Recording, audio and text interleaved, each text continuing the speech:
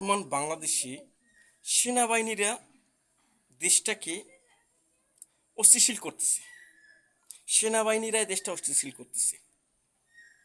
তবে সবগুলো সেনাবাহিনী নয়, কিছু কিছু অসাধু সেনাবাহিনী দেশটাকে অস্থিতিশীল বানাতে চাচ্ছে। যেমন গণ অধিকার পরিষদের সভাপতি নূরের সাথে যে কাজটা হয়েছে, এটা ন্যাক্কারজনক কাজ। তার সাথে আজকে গতকাল গণ অধিকার পরিষদের নূরকে মোটামুটিভাবে সাইজ করছে। আজকে গণ অধিকার পরিষদের দিনাজপুরে মিছিল বের করছে। এই মিছিলের উপর সেনাবাহিনীদের হামলা। তাহলে বোঝা যাচ্ছে গণ অধিকার পরিষদ থেকে শুরু করেছে সেনাবাহিনীরা। গণ অধিকার পরিষদকে শেষ করে এনসিপিকে ধরবে, এনসিপিকে শেষ করে জামাতকে ধরবে, জামাতকে শেষ করে বিএনপিকে ধরবে, বিএনপিকে শেষ করে ফ্যাসিস্ট সরকারকে আবার এই দেশের মধ্যে নিয়ে আসবে। কথাগুলো ভালো করে শুনে তারপর বুঝে কোনো মন্তব্য করবেন। এই দেশের বর্তমান বাংলাদেশের মূল ক্রিমিনাল হলো সেনাবাহিনীর কিছু অসাধু কর্মকর্তা।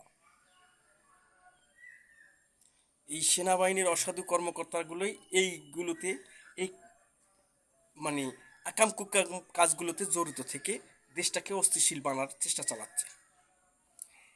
এর মধ্যে বিএনপিও দেখি মোটামুটি বিএনপি যত নেতাকর্মী আছে সেনাবাহিনীর সুরে কথা বলতেছে।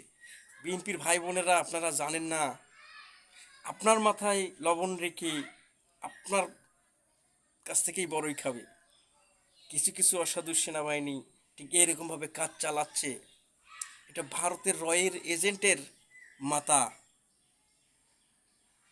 আমি জানি আমার উপরও বিভিন্ন রকম দাঙ্গামা হাঙ্গামা আসতে পারে, সেনাবাহিনীর নাম কেন প্রকাশ করলাম, কিন্তু এটাই হতে যাচ্ছে।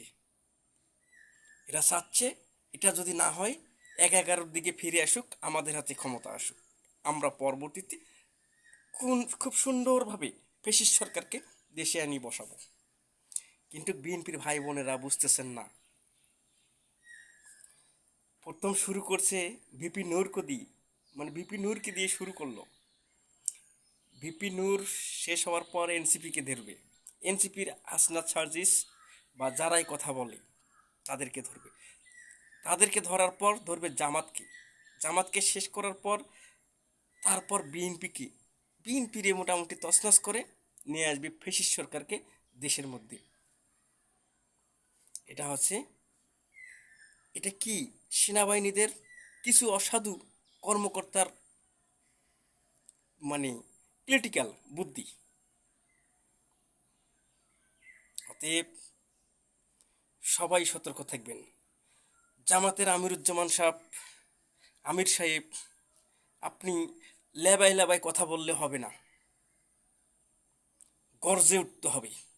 এই অসাধু সেনাবাহিনীদেরকে, অসাধু সেনাবাহিনীরা কারা, কিভাবে এই কাজগুলো চালাচ্ছে, এগুলো দেখতে হবে।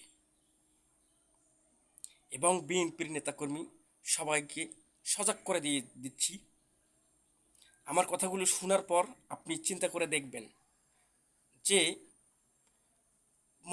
আমার কথাগুলো কি কোনো মূল্যহীন কিনা, মূল্য ছাড়া একটু চিন্তা করে দেখবেন। ঠিক এইরকমই হতে যাচ্ছে। এটা না হলো ওরা চাচ্ছে যে ১/১১ মধ্যে ফিরে আসুক। বেশ, ১/১১ দিকে ধাবিত হবেই। ১/১১ দিকে ধাবিত হওয়া নূরকে শেষ, এনসিপিকে শেষ, জামাতকে শেষ, বিএনপিকে শেষ, ফ্যাসিস্ট সরকার আবার ক্ষমতায়। এটাই হতে যাবে।